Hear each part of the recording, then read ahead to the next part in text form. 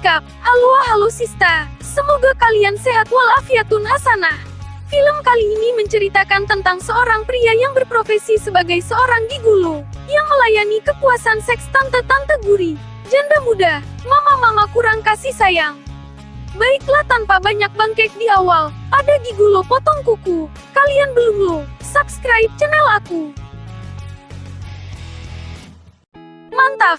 Di awal film ditunjukkan seorang pria kaya raya yang perkasa, dan juga tampan yang sedang berolahraga dengan keren. Dia pun dengan keren menunggangi mobil Ferrari-nya. Di sini, narasi menunjukkan bahwa ia menyatakan bahwa dirinya bukanlah anak orang kaya ataupun konglomerat, apalagi sultan-sultanan, tapi dia hanyalah seorang pria sewaan.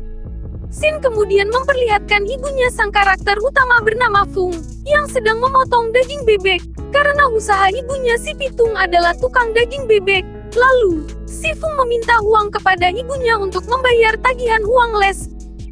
Karena ibunya tidak punya uang, dan ayahnya entah berada di mana, ibunya kemudian menyuruh untuk meminjam kepada sepupunya. Singkat cerita, Fung kemudian mengunjungi sepupunya yang bernama Hung. Sepupunya ini mempunyai sebuah bar, atau klub malam atau semacam diskotik. Lalu, Hung pun memberikan pinjaman yang diminta Fung kepada Hung. Sepupunya lalu meminta Fung lebih baik untuk bekerja daripada meneruskan sekolah dan malah menyusahkan ibunya. Tapi Fung tidak mau dan tetap ingin sekolah. Lalu datanglah salah satu teman Hung yang bernama Michelle. Michelle pun menggoda si Pun dengan rayuan ala-ala tante girang. Karena si Fung ini niatnya hanya ingin meminjam uang saja. Dia pun hanya terdiam. Lalu datanglah dua orang laki perempuan cantik yang bernama Yoyo dan seorang laki-laki bernama Chris. Jadi Yoyo ini lagi memakai jasa servis si Chris. Si Chris ini adalah seorang pria sewaan yang cukup terkenal di sana. Saat Michelle menggoda Fung, libido Fung menjadi tegang dan langsung memutuskan untuk pulang. Keesokan harinya Fung sedang bermain basket bersama teman-temannya. Dia ternyata memiliki pacar yang cantik bernama Julie. Julie ini dihampiri oleh Peter dan ditawari ke pesta rumahnya. Di sini Julie pun menolak dan ingin main ke rumah si pacarnya yaitu si Fung. Karena ditolak oleh Julie, Peter pun langsung kesal dan berniat akan balas dendam kepada Fung. Singkat cerita, saat Fung dan temannya di loker, temannya menemukan sejenis obat terlarang di lokernya Fung. Karena ada guru yang menghampiri, temannya langsung menyembunyikan di celananya Fung. Guru itu mengecek lokernya Fung lalu guru itu tak menemukan apa-apa. Si Peter pun kebingungan karena yang sebenarnya adalah barang haram tersebut dialah yang menaruhnya. Namun kenapa tiba-tiba hilang dari lokernya? Sepulang sekolah, Fung mengajak pacarnya Julie untuk menonton film action. Yang ternyata film ini adalah film Blue alias film aksi esek-esek antara dua insan yang dimabuk asmara. Semakin lama menonton mereka berdua pun terangsang. Ya you know lah. Dan mau melakukan peregangan otot-otot pinggang. Tapi, saat kondisi rudal Fung sudah tegang, dan ingin memasukkan rudalnya ke lubang dompet pacarnya, ibunya tiba-tiba datang. Waduh! Anehnya ibunya tidak marah. Fung beralasan bahwa mereka berdua sedang belajar kuda-kudaan. Tapi saat ibunya mengambil buku, ternyata resletingnya si Fung belum dinaikkan. Dan ibunya bilang, kalau mau melakukan peregangan otot-otot paha ia harus memakai pengaman. Kasihan nanti gunting pacarnya. Di malam hari, Fung pun bertemu dengan ayahnya dan bercerita soal kejadian tadi. Bapaknya malah senang dan bahagia, dan mengatakan kalau pedang rudal Fung adalah warisan dari dirinya. Lalu ayahnya si Fung memberitahu sebuah teknik rahasia. Jika ingin melakukan push up rank, dia harus melakukan pemanasan dahulu. Keesokan harinya, temannya Fung sedang dibully oleh si Peter. Fung pun berniat menolongnya dan terjadilah baku hantam dengan mereka. Tak lama kemudian gurunya pun datang untuk melerai mereka. Sepulang sekolah, Fung pun bercerita kepada temannya kalau dia sudah dikeluarkan dari sekolah. Sambil berjalan dengan temannya, Fung melihat seorang wanita cantik dan seksi sedang mengganti ban mobilnya di tengah hujan deras. Fung dan temannya membantu wanita hot tersebut. Setelah selesai band diganti, wanita itu memberikan uang kepada Fung namun sontak saja Fung menolaknya. Menurut Fung lebih baik kau berikan tubuhmu saja daripada uang itu, kata si bangkek Fung dalam hati. Selesai menolong wanita tadi, Fung lalu menelepon ibunya dan memberi kabar bahwa ia sudah dikeluarkan dari sekolah. Mendengar hal tersebut ibunya sangat terkejut dan langsung jatuh sakit. Singkat cerita esok pun berlalu.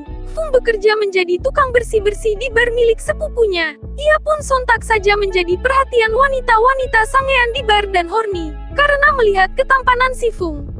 Lalu si Yuyu datang dan menggoda si Fung dan akan membayar $10.000 jika bersedia bermain angkat besi. Bukan dong, tentunya bermain push up badan dengannya.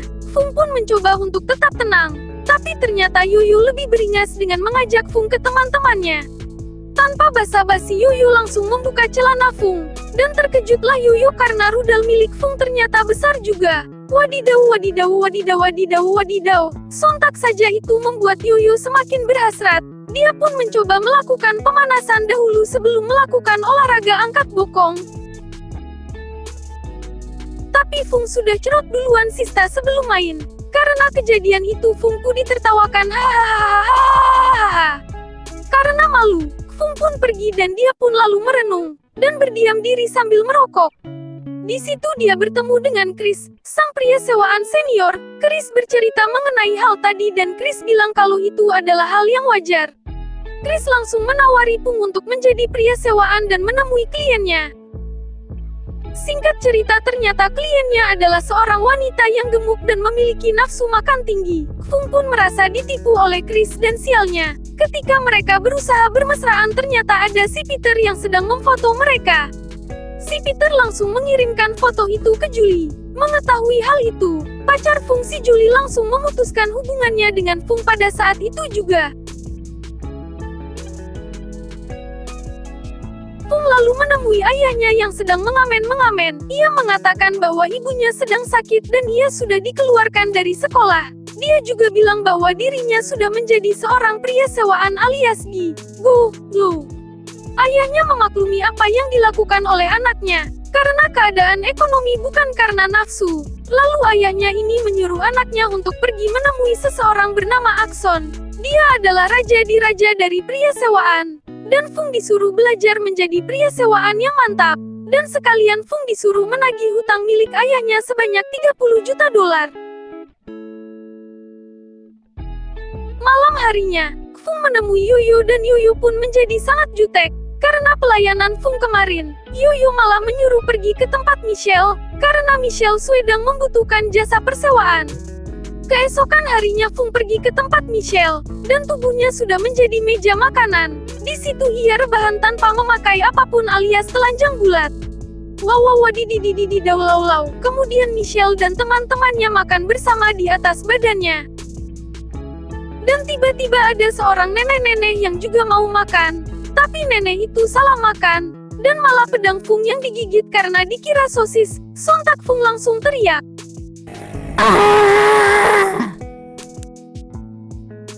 Singkat cerita, Fung sudah selesai bekerja di tempat Michelle. Dia pun berjalan sambil menangis dan juga kesakitan. Malamnya menemui salah satu temannya dan bercerita tentang dirinya, yang menjadi pria sewaan. Kata temannya kalau dia mau menjadi pria sejati, penampilannya harus keren. Temannya kemudian merekomendasikan untuk pergi ke salonnya Epson. Tanpa berpikir panjang lagi Fung pun langsung pergi ke salonnya. Sesampainya di sana, Fung lalu bertemu dengan anak buahnya Epson. Anak buahnya ini meminta Fung untuk menunggu sampai malam. Karena Fung menunggu dengan sabar, anak buahnya pun mengajaknya ke dalam sebuah bar. Lalu kemudian diberi semacam barang yang agak haram. Langsung ngefly kemudian sang cewek menggenjot Fung dalam keadaan ngefly. Mantap! Setelah itu Fung menemui Akson dan tanpa basa-basi menanyakan perihal dunia sewaan. Lalu Akson memberikan beberapa kata motivasi. Selain itu dia juga menanyakan soal hutang ayahnya ke Akson, yang membuat Akson sedikit emosi dan enggak mau bayar, karena ayahnya pun memiliki hutang belakangan ini. Singkat cerita, Fung menemui ayahnya lagi. Dan Fung bercerita kalau si Akson enggak mau bayar hutang. Beberapa saat kemudian datang beberapa orang yang menagih hutang kepada ayahnya. Karena mereka enggak punya uang, mereka pun ribut dan ayahnya dibacok di lokasi. Fung lalu menemui Akson lagi dan meminta uangnya untuk mengobati ayahnya. Namun Akson mengajak Fung untuk tanding dulu. Dan kalau menang, hutangnya akan dibayar. Tapi sayangnya, si Fung kalah. Setelah pertandingan mereka pun mengobrol dan Akson menunjukkan bakat miliknya. Cukup aneh, yaitu mengambil pil dari dalam gelas dengan lidahnya. Fung meminta untuk diajari bagaimana caranya. Dan Akson pun bilang, cara ini agar nanti pada saat disewa, si cewek menjadi sangat puas, sangat berat, menggeliat-geliat macam belut sawah. Hari demi hari pun berlalu. Fung pun berlatih menjilat dengan koin agar tidak jatuh dari kaca. Fung terus berlatih terus-menerus dan singkat cerita, Fung benar-benar sudah mahir.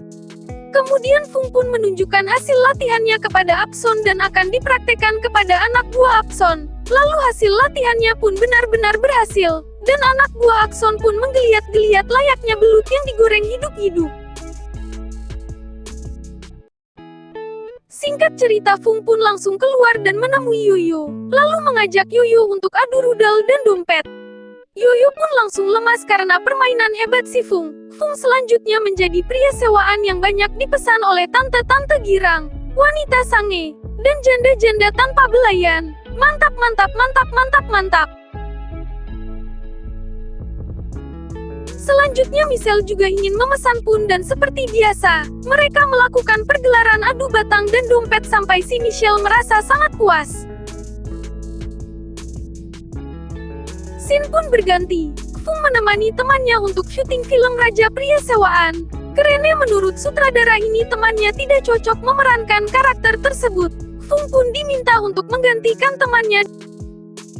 Alhasil, Fung yang terpilih memerankan tokoh itu. Ternyata, sutradara ini adalah wanita yang pernah dibantu Fung menggantikan ban mobilnya pada saat hujan deras di awal film. Wanita ini bernama Clue. Clue ingin mengajak Fung ke acara temannya dan berpura-pura menjadi pacarnya, yang tentu saja, Fung langsung menyetujuinya. Singkat cerita, pada keesokan harinya, mereka berdua pergi ke pesta. Dan ternyata, pesta itu milik Peter, teman Fung waktu di SMA dulu. Di sana mereka minum-minum, sambil mengobrol. Dan semakin lama Fung merasa aneh dengan minuman itu. Sambil teroleng-oleng, Fung menuju toilet dan memuntahkan minuman itu. Di lain tempat, Peter membawa Clue ke kamar, dan hendak memperkiosnya. Beruntungnya, Fung datang dan memukuli Peter menggunakan besi, sampai Peter tersungkur. Fung lalu memfoto rudal Peter yang kecil. Kemudian di perjalanan pulang, setelah Clue sadar, Fung menjelaskan apa yang terjadi tadi. Singkat cerita, Fung dan Clue akhirnya pacaran. Clue mengajak Fung ke rumahnya untuk bertemu dengan keluarganya. Fung dikenalkan pada ayah Clue yang bernama Ben. Dan tak lama kemudian, datanglah ibu Clue yang adalah Michelle, yang tak lain tak bukan merupakan langganan esek-esek terlarang Fung. Bangkek emang, kok bisa sempit gini ya dunia? Tentu saja mereka berdua kaget, namun, mereka masih bisa saling menutupinya. Kemudian Fung dan keluarga Clue makan malam. Setelah makan, Fung diajak Pak Ben keliling rumah melihat koleksi miliknya. Fung diancam sama Pak Ben, sambil berkata kalau ada yang menyakiti anakku, jangan harap dia bisa hidup lagi. Kemudian Michelle meminta Fung untuk bertemu dengannya, dan membahas masalah mereka.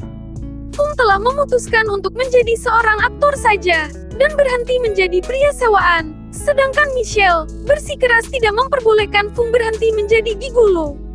Ternyata Michelle menyewa Fung, bukanlah karena kepuasan seks semata, melainkan Michelle juga mencintai Fung. Aduh mamai.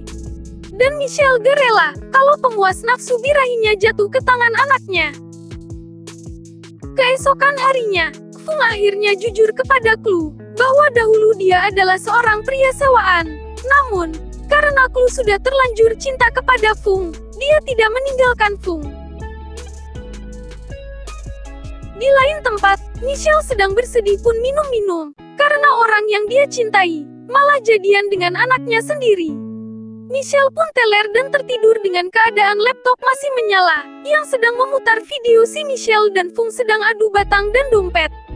Pak Ben pun datang, dan melihat kenyataan yang sangat pahit. Sepahit-pahitnya kenyataan masih lebih pahit kehidupan saya Pak Ben.